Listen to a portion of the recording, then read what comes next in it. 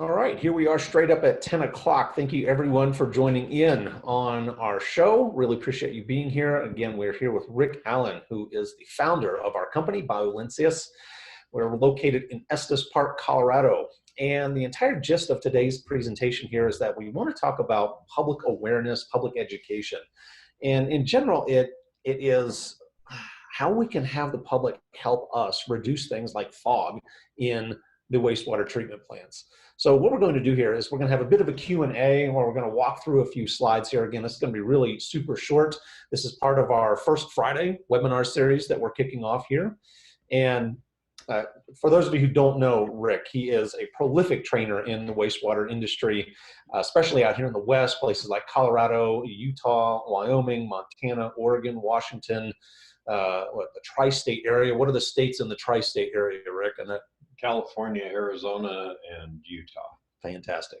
So lots of training experience here, lots of wisdom, and really this is just meant to kind of be a little bit of a teaser for also some of the training, the full day trainings, the half day trainings that we run, and you can find out more about that over on our site called wastewatertrainer.com. So Rick, what we did here is we went ahead into one of your regular presentations and we just kind of found the highlights of a few of the slides here. And I just kind of wanted you to talk through some of the slides that we're going to go ahead and put up on the screen here. Now, could you, before we get into that, could you just tell us a little bit of the background of why this class is important to you and why you decided to put it together? Excuse me. Well, the reason this class is important to me is because most of the population of the United States does not have any idea where wastewater goes. They know that if they push the handle down on the toilet or press the button on top of the toilet that's number 1 or number 2, it just goes away. They don't care where it goes and what happens to it after that, or what kind of issues it could be causing in the collection system or in the wastewater plant itself. So it's really important for us in this industry to make sure we start educating people on what they can and what they should not be flushing down the toilet. That's what it boils down to. Got it. Very good. Very good. Well, we're going to go ahead and advance this first slide. And there we are. So here we are on the first slide. Oh, sorry. Let me go ahead and back up. There we go. So can you go ahead and tell us a bit about what we're seeing here in this slide and why this jumped out to you? It seems like there's a couple. Whoops. We're going to go ahead and mute everyone here. There we go. Yeah. So can you go ahead and tell us what this slide's about? This slide, this is actually the Fatsos and Grease program for the city of Bismarck. Mm-hmm. Bismarck has one of the most aggressive Fatsos and Grease programs I've ever seen. I think they do an excellent job at it. And they have developed their own marketing campaign for public awareness to the point that they actually have a billboard on, used to, I don't know if they still do, have a billboard on every highway entering Bismarck saying, "Keep grease out of the drain." So, and they've gone to even to the point of wrapping one of their Suburbans with a wrap that says "Keep grease out of the drain." So they've been really accomplished at reducing the amount of fatsols and grease hitting the headworks at their wastewater plant.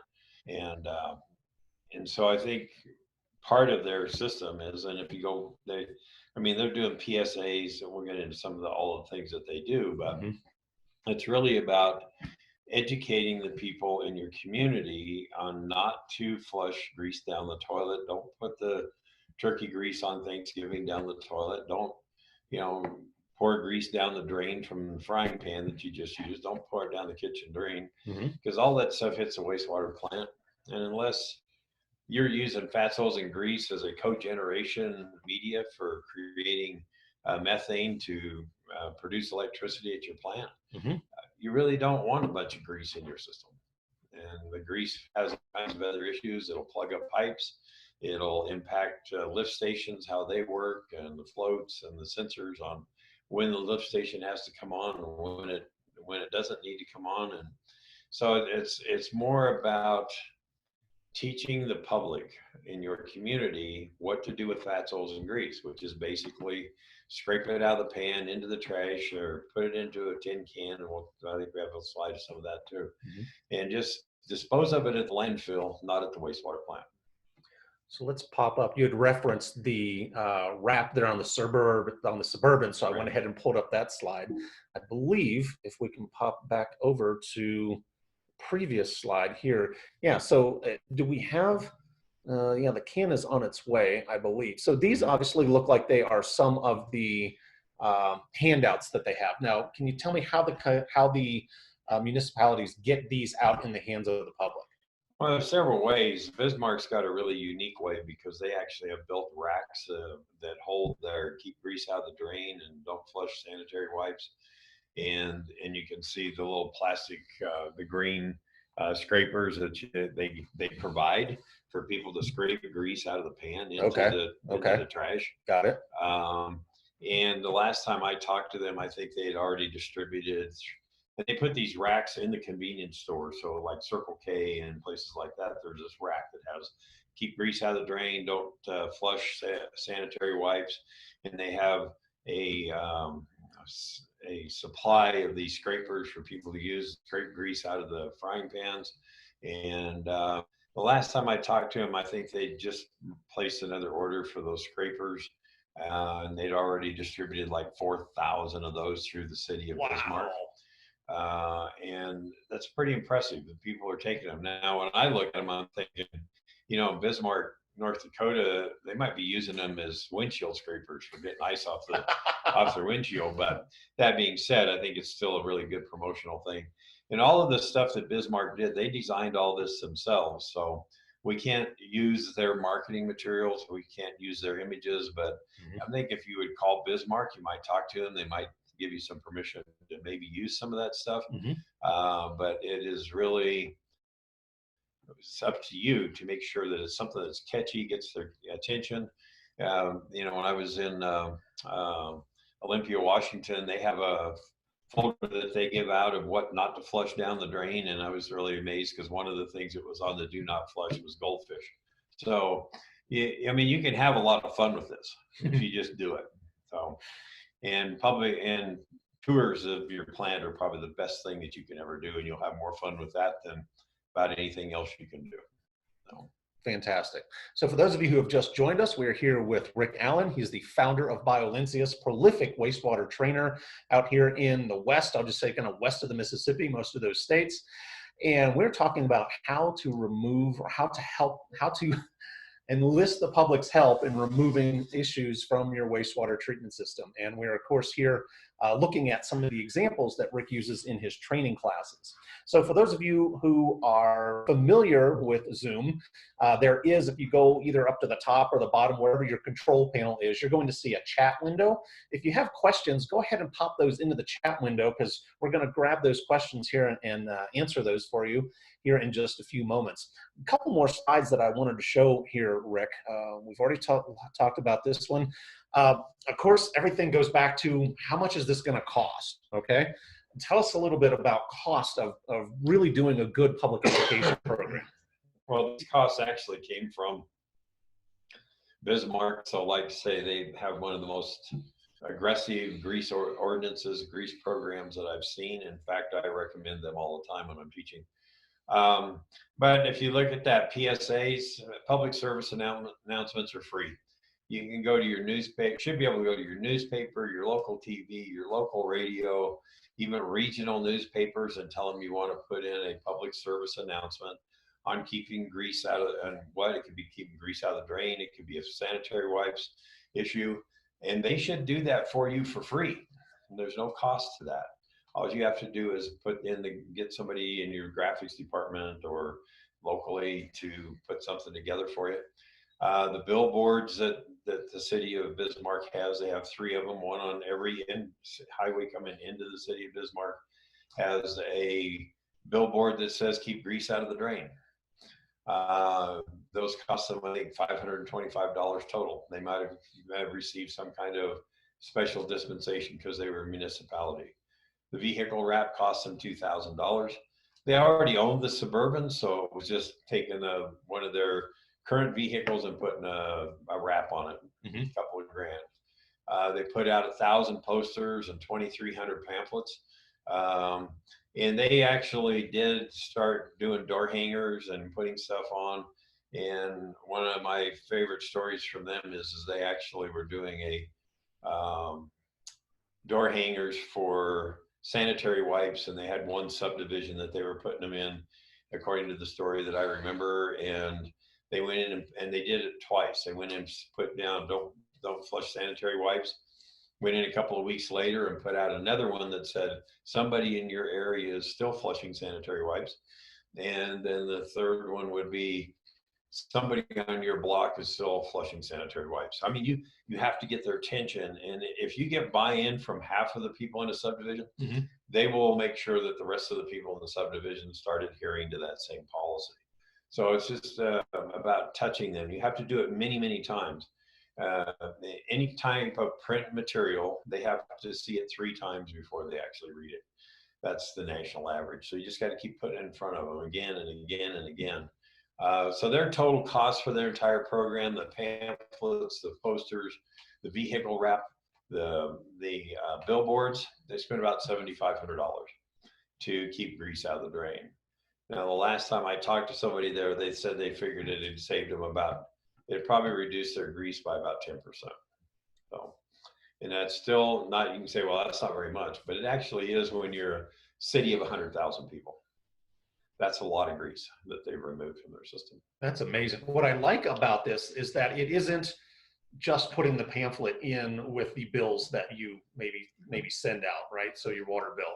This is front to back, very comprehensive program here. So yeah, fantastic. I can see how these multiple touches in multiple areas will really start to have an impact. Right. And sending out notices in your bill with your bills is not a good idea. I mean, you can do it. You should still do it, but you're only going to reach about the average is about 40% of the people that actually need to read that are the only ones that are going to receive it. Because a lot of times the billing notice does not go to the person that's living in the house. It goes to the landlord, and the landlord may not be passing that on to whoever the renter is. So when I talk to a lot of municipalities, they're like, yeah, we send stuff out in our billing notices all the time. It's not necessarily getting to the person that needs to read it. Got it. Well, let's do one last slide here, and then we'll open things up for questions. And let's see if this guy's going to generate for us.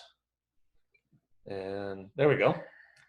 So walk us through this. This looks like it's different artwork to me. Well, this is a company.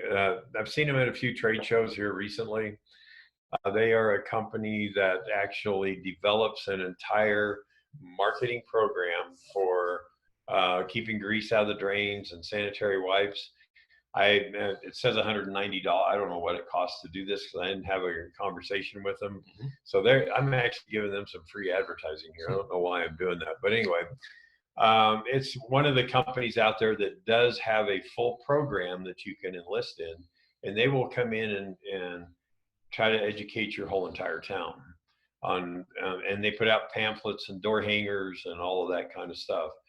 If you're going to do door hangers, I do want to throw this out there. I had an operator out of Idaho probably about a year ago, and she was saying that when she wanted to put out door hangers in her town, she just went to the Boy Scouts, because the Boy Scouts can get merit badges for community service. She can give 100 door hangers to the Boy Scouts, and she knows that every one of them will get hung on a door someplace. And she's pretty happy with that program, and it ends up costing her, she might have to buy them an ice cream cone or a kid's meal at McDonald's afterwards. So it's really cheap labor, and it's working extremely well for her. So I recommend that you get with your associations, the Cub Scouts, the Rotary, whomever you can get with, and get them also invested in doing this for you or with you. You'll be surprised how much benefit you can get from it. The other thing that I want to say is you cannot give enough tours of your wastewater plant. You have to do tours. I don't care if you're just a lagoon system with a headworks, but you need to do tours. And I recommend that you work with, probably 4th graders to 9th graders in the school system. School teachers are always looking for a place to have a field day where they don't have to teach a class. You go to the school and say, like to take some of this, have you bring students over. I'll give them a tour of the water plant and the wastewater plant, not just wastewater, but both plants. Teach them where water comes from, where wastewater goes. Most of the people in your town, I would say, unless you're a really small town, most of the people in your town don't even know where your wastewater plant is at. So you have to get them educated and bring in the Rotary and bring in all kinds of these community service organizations, bring them in and give them tours of your wastewater plant. Fantastic. All right. Well, excellent. So what we'll do now, and thank you for that, Rick. This is really good, very informative. In part of this brand we're trying to wrap around the first Friday webinars here is to keep these things really super short because obviously you guys have a lot of work to do. I'm going to go ahead and see if I can find the chat area here to look at that guy and get it turned on. Looks like we do have something in the chat window. All right, so if you have questions, I would love for you to go ahead and put those in the chat window for us. That would be dynamite. Rick, what are some typical questions that you get whenever you're teaching the full version of this class? What are some questions that you typically see or hear from the class? Well, I think it's more about comments that I get from, I love to have operators tell me that they give tours because they say it's one of the best days in their entire career is when they get to teach classes and they get people in and said you'd be surprised you get these kids in and they're wandering around talking about how everything smells and it stinks and on and on and on, and then before long kids are picking up shit off the floor and throwing it at each other, and I'm like, you don't mean like really shit, right? And so they'll pick up anything on the floor and throw it at each other. And then they always tell me that the people that start throwing things are usually the girls in the class. Sorry, ladies, but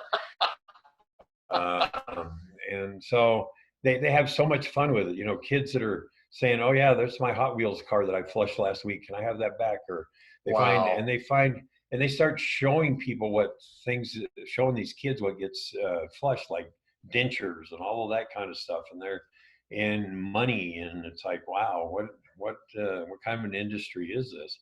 But those kids are the ones that will go back and educate their parents. They're the ones that will say to mom, you can't pour that turkey grease down the toilet on Thanksgiving Day. Okay. Now, I grew up in an era where if I said that, I'd have got backhanded into a corner. But today, kids have a massive amount of impact on their parents, on what they buy, how they deal with the world that we live in, and they're your best source of education. I recommend that you do a tour of your facility at least quarterly, and it doesn't have to just be kids. Again, bring in the Rotary Club, bring them in and give them a tour of your wastewater plant. If you have some industry in your community, like I don't know, a processing plant, a brewery, any of those kind of places, bring them in and show them what their stuff that they put in your collection system actually does to your wastewater plant. Fantastic. All right. Well, thank you, Rick, for this very quick, super fast, abbreviated webinar. Very informative. And for those of you who enjoyed this, by all means, go back out to BioLynceus.net. Look for our webinar schedule. We run these about every other month right now. And again, it's going to be on the first Friday. We have the complete schedule listed out for the next 12 months. Go grab some of those webinars right now. Get signed up. And again, thanks so much for everyone being here. Really appreciate it. You guys take care and have a wonderful weekend. Thank you.